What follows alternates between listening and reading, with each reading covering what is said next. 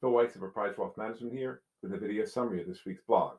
5 facts about Social Security every woman should know.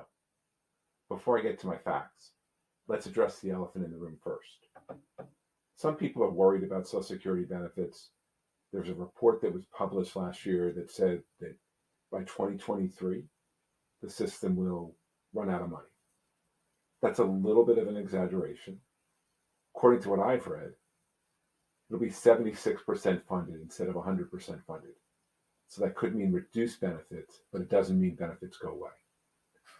Also, politicians generally want to keep their jobs, and a lot of people that get Social Security vote. And I'd hate to be the politician that decided that Social Security was going away, because it might mean that I lose my job.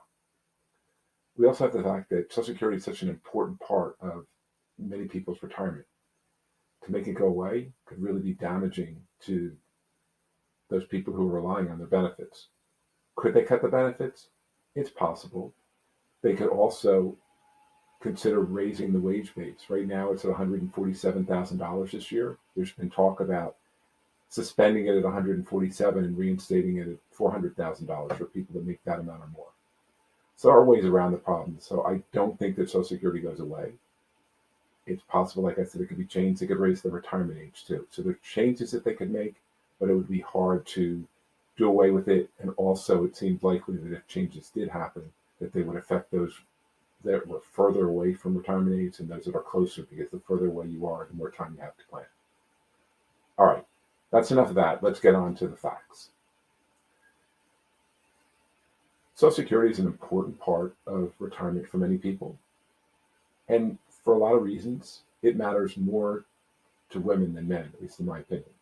Why? Women have longer life expectancies. On average, in a traditional couple, the wife is about 2 years younger than her husband. The average widow is only 59.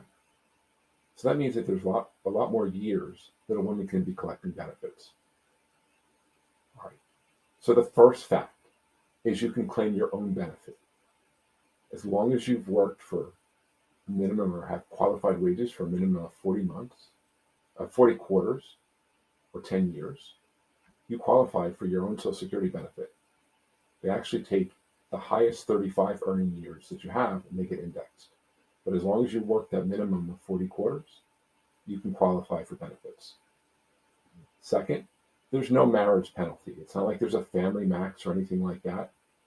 If one member of a couple is entitled to $2,500 a month and the other member is entitled to $2,000 a month, as a couple you get $4,500. They don't limit it. Third, a spouse can get the higher of 2 possible benefits. What does that mean? Well, you have your own benefit based on your work record.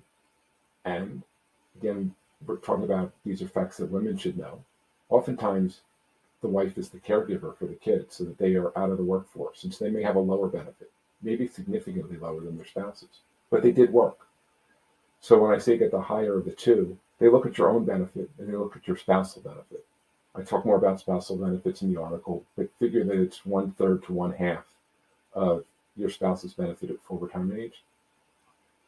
You get the higher of that or your own benefit. Number 4, what happens if you divorce? Well, if you're married at least 10 years, you can collect based upon your ex's benefit. You also have to be unmarried for at least 2 before you do that. If you were married twice for more than 10 years, you can collect on the higher of the 2 benefits. You can pick which spouse. And this doesn't affect your spouse. The only thing is that if they're still working, you may have to wait to collect a little bit. And I talk about that more in the blog. Fifth, an important one, the widow's benefit. And that's what I was talking about up front. So a widow gets the higher of the 2 benefits, whichever one was higher, hers or her spouse's. Again, I'm assuming with the longer life expectancy that the wife is the one that lives longer.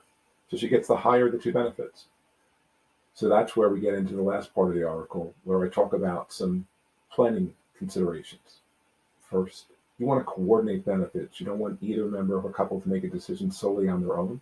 You want to look at the joint life expectancy of the couple. If you have a couple where the husband or one spouse is significantly older than the other, and that was the high earner, there's all the more reason for that person to wait till 70 because their spouse is going to have a lot more years that they can collect. In kind of a worst case scenario, that older spouse could wait till 70 and die a day or two later and never collect, but yet it was still the right decision because it gave their spouse the ability to collect that higher benefit for the rest of their life. Number two, you can change your mind. That's the second planning consideration you want to think about. I can go in with the intention of waiting until 70. My financial conditions can change. My health can change. And I can then say, you know what, I'm not going to wait till 70 anymore. I'm going to start now. And the last planning factor to consider is you also have a 6-month window. What do I mean by that? If you make it till full retirement age, which for anybody born in 1960 or later is 67, you have the ability, once you're past full retirement age, to make a retroactive decision. So let's say I'm age 68 and I say, you know what, I really need my Social Security. You can take up to 6 months worth of benefits in one lump sum. The only downside to that is that when you do that, the growth in your benefit that happened from when you were 67 and a half to 68 is lost. You get the benefit based upon the first date at which you start taking the benefit. Hope you find this week's blog helpful. Again, that was 5 facts about Social Security that every woman should know. I'll be back again next week with a 5 favorite reads blog. Thanks for listening and have a great day.